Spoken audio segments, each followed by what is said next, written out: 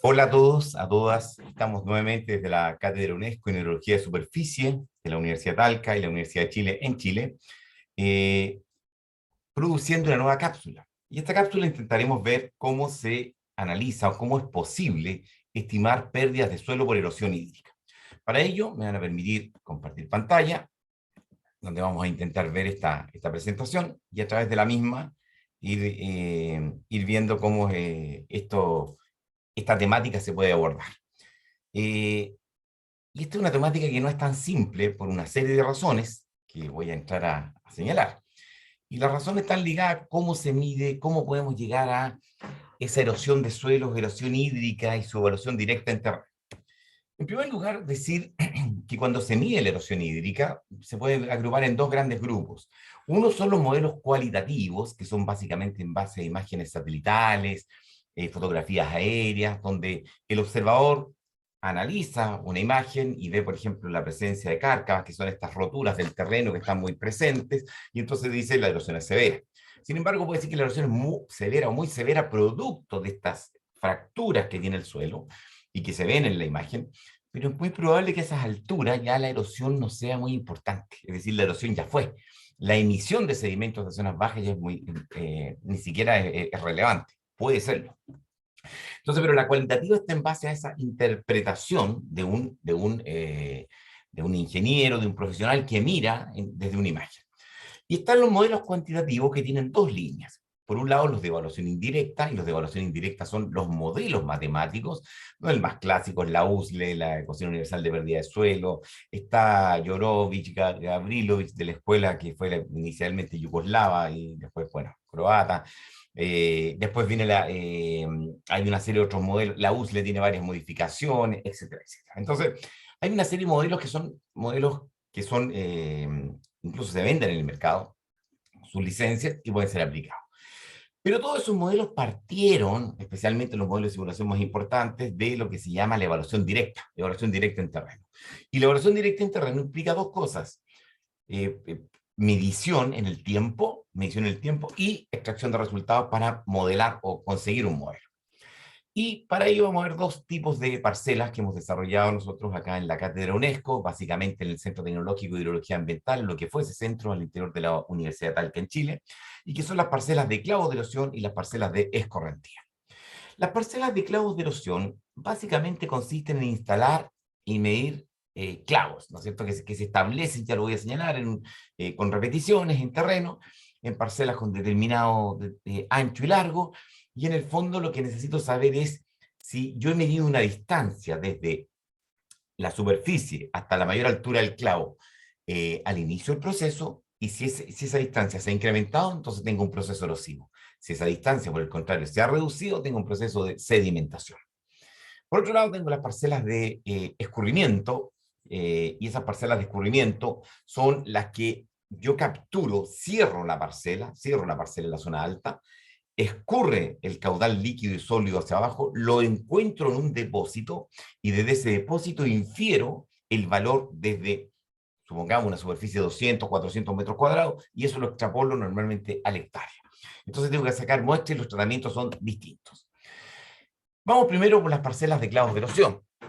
Aquí hay que definir los lugares de emplazamiento de las parcelas, dónde van a estar, es decir, van a estar en un lugar que nos va a representar, por ejemplo, pendiente entre 20 a 40%, suelos desnudos, y esto es bien importante, tiene que ser en suelos desnudos, porque los clavos se miden al tercio de milímetro a ojo humano, hay que tener un equipo muy bien capacitados para ello, y entonces si hay mucha vegetación y mucha maleza, evitan la medición del clavo. Y eso entonces nos provoca un problema. Por eso que estos clavos normalmente se ubican en zonas áreas, semiáreas, sirven en esas líneas, y muchas veces hay que usar matamalezas para mantener el suelo limpio. Alguien dirá, bueno, pero si lo tengo sin vegetación, voy a tener una erosión mayor, efectivamente, es decir, el clavo me va a medir la erosión potencial, la máxima que es posible alcanzar en una situación, digamos, drástica que pueda tener en un determinado sitio. Ahora, como les decía, tengo que elegir, tengo que trabajar en el laboratorio para el suelo donde voy a estudiar, tener muy claro algunas características, por ejemplo, la densidad aparente del suelo, es el peso de un volumen de suelo, y tengo que medir los clavos de erosión en el lapso aproximado de 15 días, durante 6 meses, dependiendo de las lluvias. Ya vamos a hablar un poquito más de eso. Y después tengo que analizar la información. ¿Cómo se establece la parcela? Las parcelas son aproximadamente de 1,2 metros de ancho y 10 metros de largo. Se establecen los clavos en esa distancia. ¿Y por qué son de esa manera? Porque el observador, el que va a medir el clavo, debe medir desde afuera de la parcela. No puede entrar, porque si entra, al pisar, puede provocar entonces una compresión del suelo y obviamente nos está incidiendo en la medición. Entonces tiene que medir desde fuera, es una posición no fácil y siempre se mide desde una sola línea. Es decir, si voy a medir con los clavos, la cara hacia abajo, hacia la zona baja, siempre todos los clavos hacia la zona baja. Entonces yo mido un conjunto de clavos y voy a saber si estos clavos se bajaron nivel o subieron nivel. Ojo, en la misma parcela puede ocurrir que en una zona de la parcela, por tener un poquito más de pendiente, acuérdense que son rangos de pendiente, puede tener más bien proceso de erosión que de sedimentación. Ahora, la idea es que la distancia entre las parcelas, porque se hace con repetición, ojalá otra parcela esta y dos más, un mínimo de tres, tiene que ser una distancia mayor a unos 3 metros. ¿De dónde salen los clavos? Los clavos, normalmente nosotros usábamos clavos que eran de ferreterías, que se compraban en estas instancias, pero descubrimos que los rayos de bicicleta, que son mucho más delgados, son bastante buenos y nos permiten trabajar adecuadamente. Además, son mucho más delgados y tienen menor incidencia en lo que se llama el disturbo, o sea, la perturbación hidráulica cuando va pasando el agua, con carga de sedimento. Y esto es lo que les decía, en la zona superior tengo el clavo con una medida inicial, si se fijan, la medida inicial es la que está a la mano derecha, ¿no es cierto?, en verde, pero puedo tener también y si esa ha disminuido en el tiempo, entonces significa, o sea, perdón, se aumentó en el tiempo la altura final, entonces tengo una altura de erosión. Es decir, está mostrando ¿no es cierto?, que esta distancia, que era la inicial, ¿no es cierto?, se incrementó a esta otra. Y si se incrementó fue porque tuve una pérdida de suelo, una altura de suelo. Por el contrario, si yo tenía, esta era la altura inicial y ahora la altura final es esta otra, entonces lo que me está diciendo es que se redujo y entonces hay un proceso de sedimentación. También se pueden usar a veces simuladores de lluvia, son bastante difíciles. Nosotros con el Centro del Agua para las zonas áreas y semiáreas de América Latina y en su momento con el ingeniero Guido Soto, que era su director, trabajamos en esto. Sin embargo, la intensidad que uno consigue con un simulador de lluvia, es decir, el golpe, la gota, la energía cinética, no es la misma y tuvimos algunos problemas, pero también a veces se puede recurrir a esta instancia. ¿Cómo se mide la erosión? Es decir, yo tengo una serie de clavos. Entonces, imagínense, vamos a suponer que tengo 100 clavos para hacerla más fácil, en total por cada parcela. Y en esa parcela yo hago una sumatoria de todos los clavos que su altura se incrementó en el diferencial. Por ejemplo, si tenía 10,4 centímetros y ahora pasó a 10,48 centímetros, es decir, 0,8 milímetros, que yo, entonces uno dice, bueno, eso es lo que yo coloco ahora, 0,8. Y todo eso son valores positivos. Entonces coloco las sumatorias, si yo quiero ver la erosión, coloco la sumatoria de todos los clavos que incrementaron. Aquellos que no cambiaron o aquellos que sedimentaron no van en la suma, solamente los que incrementaron. Entonces voy sumando y tengo una sumatoria de alturas de los clavos. De los 100, supongamos que incrementaron altura 80, entonces los 80 serán cada una de sumatorias. Y entonces yo lo divido, sí, por 100, por el número total de clavos. ¿Por qué por el número total de clavos? Porque me está diciendo que yo estoy sacando una erosión, una altura promedio de erosión. Y en el promedio significa que hay algunos que no bajaron en erosión. Si sedimentaron ya lo vamos a ver, que ese es otro problema. También podemos ver la sedimentación. Entonces, esa altura yo la tengo medida en milímetros. Obviamente multiplico por 10 elevado a menos 3, por eso que ustedes tienen acá abajo esto, ¿no es cierto? 10 elevado a menos 3 y lo llevo a metros o divido por 1000. Eso ya yo tengo entonces la altura en metros, entonces, promedio. Ese promedio lo multiplico por la superficie, porque lo llevo de inmediato a la hectárea, y son 10.000 metros cuadrados por hectárea, y tengo la erosión en metros cúbicos por hectárea. Si yo quiero la erosión en metros cúbicos por hectárea, nada más que el promedio de la erosión, la sumatoria de todos los clavos que aumentaron, acuérdense, es el incremental, no el clavo total, sino lo que incrementó, eso lo sumo y lo tengo acá incorporado. Lo divido por 1000, lo llevo a metros, y por 10.000 metros cuadrados por hectárea me da la erosión en metros cúbicos por hectárea. Y si la quiero llevar, la erosión, a toneladas por hectárea, tengo que multiplicar por la densidad aparente, que es el peso de un volumen de suelo. Uso la densidad aparente en este caso, ¿ya? Ahora, si tengo sedimentación, lo mismo. Sumo todos los clavos, que es un incremental que disminuyó, lo que disminuyó de altura. Y supongamos que son 20, divido por el total de clavos de la parcela, porque saco un promedio de lo que en este caso disminuyó la altura. Entonces voy a tener erosión y sedimentación. Y la forma de llevarlo, metros cúbicos por hectárea, toneladas por hectárea, es la misma que ya les señalé. De aquí surge entonces un concepto bien interesante, que se llama erosión neta, que es la diferencia entre la erosión y la sedimentación. Y la erosión neta podría ser negativa. ¿Por qué? Porque en alguna parcela o en alguna zona, por factores dependientes, normalmente es eso, se genera a lo mejor un área más fuerte de sedimentación que de erosión. Y las parcelas de clavo de erosión son parcelas abiertas en la ladera completa. Es decir, están también reflejando la hidrodinámica de los sedimentos en todo lo que es esa longitud, en la longitud de la ladera. Por tanto, puedo tener una erosión neta que es negativa, que significa que en esa parcela está habiendo más proceso de sedimentación que de erosión. ¿Ok? Lo normal es que sea al revés, que sea positiva. Y eso en el caso de las parcelas de clavos. En las parcelas de escorrentía, como les decía anteriormente, lo que tenemos es un área de captación que puede tener esta inclinación, como la que ustedes ven acá, y traigo a colación esto que es de mis colegas del Instituto Forestal de Chile, donde esta zona, el reservorio no es el mejor. Aquí lo que hay que intentar es que ojalá esto pase y llegue a un reservorio de, ojalá, dimensiones muy bien definidas, porque yo necesito aquí medir. ¿Qué necesito medir? Necesito medir el volumen sólido y líquido que yo voy a capturar después de una lluvia. ¿Ok?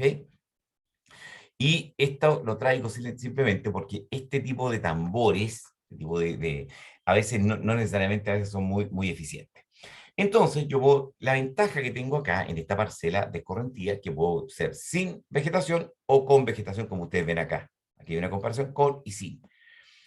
Pero son parcelas cerradas, es decir, si viene algo de sedimentos de la zona alta, este entra acá y sale hacia el lado, ¿ya? No va a entrar a la parcela. Al ocurrir eso, entonces, tenemos que tener muy claro que estamos viendo la erosión solamente desde la parcela. Por tanto, cuando yo necesito hacer una evaluación de 1 año, 2 años, 3 años, tengo que ir cambiando la parcela porque si no las condiciones hidráulicas del terreno están cambiando y por tanto el fenómeno precipitación escorrentía sólida se da de distinta manera. ¿Ok? Ahora bien, hay algunos, como les decía, que tienen estos reservorios, que tienen depósitos. Yo no los recomiendo, no ha sido una buena experiencia, porque en el primer tambor se queda depositado una mayor cantidad de sedimento, lo más pesado, en el segundo menos, y al final hay que estar colectando de los tres, y la muestra cuesta mucho capturar. Pero, ¿cómo se hace esto? Posterior al aguacero, yo tengo el depósito de captura de la escorrentía líquida y sólida. Entonces, ¿qué voy? Primero, yo tengo que medir el volumen total capturado, que es lo que estamos viendo, si lo queremos ver de una manera bien concreta, yo ahí lo que tengo, que el volumen total, ¿no es cierto?, va a ser igual al volumen líquido más el volumen sólido. Ese es el que tengo en el reservorio grande, ¿no es cierto?, posterior a la lluvia. Insisto, un volumen líquido más un volumen sólido. Entonces, ¿qué pasa? Yo lo que tengo que hacer es que, fíjense que uno va a medir después de un tiempo, por tanto, hay una decantación de los sedimentos. Entonces, lo que hay que hacer es todo esto homogenizarlo, hay que moverlo, y a partir de eso sacamos muestras, un mínimo de 3. Muestras que se van al laboratorio. Esas muestras nosotros las llevamos al laboratorio, y en el fondo voy a tener también para cada muestra un volumen total, que tiene una componente de volumen líquido y también de volumen sólido. Al llevarla al laboratorio, las llevo con el fin de que pueda yo secarlas. ¿Por qué secarlas? Porque yo las seco normalmente a 102 grados Celsius, que es la norma, por 48 horas, se me va a ir todo el volumen líquido. Y yo después con un cepillito puedo capturar todo el volumen sólido que tenía esa muestra. Con ese volumen sólido que tiene la muestra, ese volumen sólido, yo tengo el volumen total de la muestra. Tengo 3 muestras por lo menos, fíjense. Cada muestra tiene un volumen total, tiene un volumen líquido y un volumen sólido. El líquido se evaporó, pero me quedó el sólido. Entonces yo sé el sólido que proporción es del total. En la muestra 1. En la muestra 2, el sólido que proporción es del total. En la muestra 3, el sólido que proporción es del total. Entonces voy a sacar un promedio de proporción.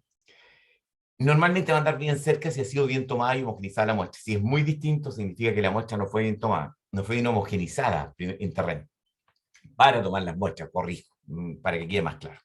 Entonces, ¿qué es lo que ocurre si ya tengo esa proporción? Imagínense que la proporción es 0,0278, es decir, un 7,8% es un sólido. Como tengo el volumen total de terreno, por eso necesito una cubeta muy bien, para yo poder evaluarla muy bien en volumen.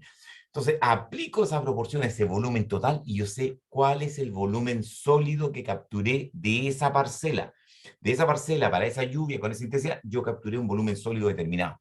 Entonces, y las proporciones las saqué de las muestras. Y entonces, con eso tengo el volumen sólido. Como tengo el volumen total, por diferencia tengo el volumen líquido. Y entonces, si yo quiero saber, bueno, ¿y cuál es el volumen que tengo y ahora la erosión? Ah, ¿en qué unidad? Supongamos metros cúbicos por hectárea. Muy bien. Como yo tengo un volumen sólido producido por una superficie determinada, nada más que lo llevo a la hectárea. Es decir, el volumen sólido, acuérdense que tengo el volumen total en la cubeta, por la proporción que saqué en el laboratorio, saco la proporción sólida, la aplico al volumen total y sé cuál es el sólido. Ese volumen sólido calculado ahora es al área de captación de la parcela de escorrentía, como X será una regla de 3 muy simple a lo que es la hectárea. Entonces tengo metros cúbicos por hectárea. Y después, si quiero llevar a toneladas por hectárea, tengo que multiplicar no por la densidad aparente, sino por la densidad real. ¿Por qué por la densidad real? Porque ocurre que acá ya no tengo la estructura de bloques del suelo, sino muy por el contrario, se desarmó completamente y lo que tengo es un conjunto de material totalmente ácido entre sí y sin esa estructura que tenía. No es la densidad aparente, sino la densidad real, que es un poquito más alta que le va a salir que la aparente. Y multiplicado por eso tengo la erosión. La erosión en toneladas por hectárea. Bueno, aquí hay algunos ejemplos, por darles una idea. Aquí tenemos una parcela de clavos de erosión, ¿no es cierto? La parcela de 300 metros cuadrados está representada por 120 clavos y se pide calcular la erosión total, ¿no es cierto? Yo tengo acá, por ejemplo, aquí hay distintos intervalos temporales. Entonces, el primer intervalo temporal, fíjense, la sumatoria de todos los clavos que subieron fue de 120, o sea, 120 milímetros. Como son 120 clavos, si yo divido por 120, ¿no es cierto? El promedio que bajó es 1 milímetro. 1 milímetro fue perdón, los que subieron, los que subieron. ¿Y cuáles son los que subieron? Los que sedimentaron. Pero los que bajaron es 340, que dividido por 120 me va a dar un valor determinado. Y así cada uno. Entonces, después puedo llevar perfectamente a la erosión total, la sedimentación. Si ustedes hacen los análisis, aquí los tienen, por ejemplo, a su material esclavo que subieron 120, ¿no es cierto? Eh, Son 120 milímetros. Entonces, multiplico por 10, entonces me está dando de inmediato acá 10 toneladas, 10 metros cúbicos por hectárea. Pero la erosión fue de 28. La erosión neta es la diferencia, entonces son 38 metros cúbicos por hectárea. Así lo pueden ver en todo. Y si se fijan acá, hay algunos valores negativos, porque obviamente la sedimentación superó a la erosión, que está al lado. Veamos otro ejemplo, una parcela de escorrentía, se determina, ¿no es cierto?, que el volumen líquido capturado, aquí estamos haciendo unos ejemplos, son para mis estudiantes de ingeniería forestal de la Universidad de Talca, se determinó que el volumen líquido capturado por hectárea fue de 2,83 metros cúbicos por hectárea y el volumen sólido fue de 1,04. Entonces ambos definidos a partir de una parcela de 20 por 10 metros. Entonces uno dice, mire, la precipitación efectiva calculada fue de 18 milímetros. ¿Por qué? ¿Qué es la precipitación efectiva? La precipitación que efectivamente contribuyó a generar escorrentía superficial. Y nos dan el coeficiente de escorrentía y la erosión nos dice que fue de 1,5 toneladas por hectárea. Entonces, el volumen sólido y el volumen líquido capturado en la parcela, es bueno que hagan el ejercicio para que no. ¿Por qué? Porque ahí le estamos diciendo, fueron 2,83 metros cúbicos en la hectárea. Entonces, hay que hacer la proporción a 20 por 10 metros que es la parcela. Y ahí les va a ir dando el volumen líquido, el volumen sólido. ¿Por qué la densidad real del suelo? Porque les da de inmediato les estamos señalando, ¿no es cierto?, cuál es la erosión. Fue de 1,5 toneladas por hectárea. Y ese hubo que calcular un volumen multiplicado por la densidad real. Despejamos y ahí está la densidad real. Y bueno, la precipitación caída es nada más que el coeficiente, tenemos un coeficiente de escorrentía que va a ser igual a la precipitación efectiva, partido por la precipitación, despejamos precipitación. Es para entender los conceptos que están acá dentro. Otro ejemplo de parcela escorrentía que la tienen acá, no me voy a tener más en esto, se los entrego como un ejemplo para que ustedes vayan trabajando en esta línea. Solamente contarles que hemos hecho una variación y lo hicimos con la empresa Maciza de Chile, que también está en otros países, donde hicimos trampas de erosión. Y fue no es hacer trampas, sino hacer una trampa para la erosión. Y utilizamos es una mezcla. Un área cualquiera que tenía, esta era una empresa forestal, donde tiene un área de aportación de la zona alta, esa área escurre el volumen líquido y sólido. Y escurre hasta una zanja en la cual nosotros ubicamos clavos. Entonces, ¿qué pasa? Nosotros acumulamos todo el sedimento del periodo de lluvias. Tiene que estar muy bien calculada y hay que ir viendo las dimensiones. No me voy a detener en eso ahora porque por tiempo, pero lo que tengo, ¿no es cierto?, es que va a llegar ese material a esa zona. Llegue ese material, entonces yo tengo una zanja, imaginemos la más simple, hagámosla de un largo por ancho y tiene una altura. Me interesa el largo y el ancho de lo que está ahí capturando. Acumuló durante el invierno, las lluvias son en invierno acá en Chile, pero podríamos estar en Argentina, donde también tienen muchas lluvias en verano. Entonces, bueno, cayeron toda esa lluvia en el periodo de lluvias, y terminado el periodo de lluvia, yo voy a revisar la zanja, y la zanja ya no tiene humedad, está seca, y lo que tiene es una acumulación. ¿Y en qué se nota? En que los clavos que yo puse al inicio tienen una altura inicial, y ahora van a tener una altura menor. Ese diferencial, que antes le llamábamos sedimentación, efectivamente es sedimentación, pero es la erosión que se vino desde la zona superior. Dicho de otra manera, hay una erosión que si yo multiplico el largo por el ancho de esta trampa de erosión, supongamos que es rectangular, y por la altura promedio de los clavos, saco un promedio de altura de lo que se sedimentó, tengo el volumen sólido aportado de la zona superior. Como sé que esa zona superior tiene tal superficie, entonces tengo volumen en metros cúbicos por hectárea, y también puedo pasar la erosión también en toneladas por hectárea, obviamente usando la densidad real, porque aquí se desarmó el estructural del suelo. Eso lo usamos en distintos lugares, fíjense los valores que encontrábamos, y para que tengan una idea, se habla de que una erosión es una erosión relativamente normal, sustentable, entre 8 a 10 toneladas por hectárea año. Para que se hagan una idea, es casi un milímetro, un poquito menos de un milímetro. Entonces, por hectárea. Entonces, también acordarse que la erosión es un fenómeno natural. Aquí hay otros ejemplos también de lo mismo, de trampas de erosión, como se estaban midiendo, algunos años que estuvo más alto, otros más bajo.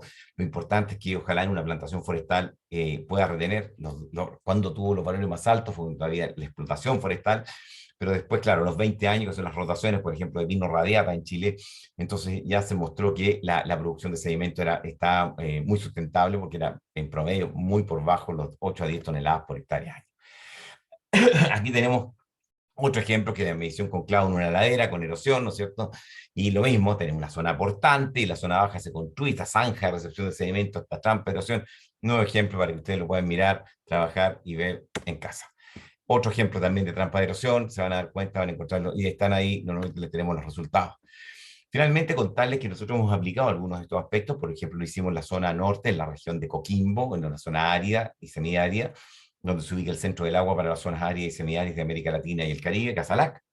Instalamos parcelas en distintos lugares con las mediciones, como les decía, los clavos al tercio de milímetro, las parcelas cerradas, obviamente, para que no entraran animales, bueno, también con estaciones pluviográficas, etcétera, y llegamos a un modelo, el primer modelo de estimación matemático de estimación de la erosión en Chile, que es una primera aproximación, y fíjense que los suelos no variaron tanto, son zonas muy dañadas por la desertificación, por tanto los suelos ya no hay grandes diferencias entre además que los suelos prácticamente no tienen grandes diferencias, pero un franco arcillo arenoso, franco arenoso, andan por ahí.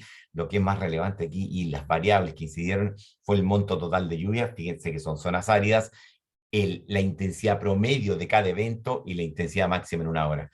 Bueno, lo hicimos en modelos que iban por cada provincia. Aquí las regiones en Chile están divididas en provincias, entonces por cada provincia, y llegamos con errores menores a una tonelada por hectárea año, lo cual nos dejó muy contentos. Y bueno, ahí tenemos para la provincia X la erosión y la sedimentación, y así teníamos para otros lugares. Esto está expresado en un libro de UNESCO, que es propuesta de un modelo de estimación de la erosión hídrica para la región de Coquimbo, Chile, donde establecimos esto, y es un modelo matemático hecho localmente en base a nuestra realidad, con parcelas nuestras y en base a esta metodología que les he estado contando. Seguimos en otra oportunidad con otra cápsula UNESCO. Muchísimas gracias.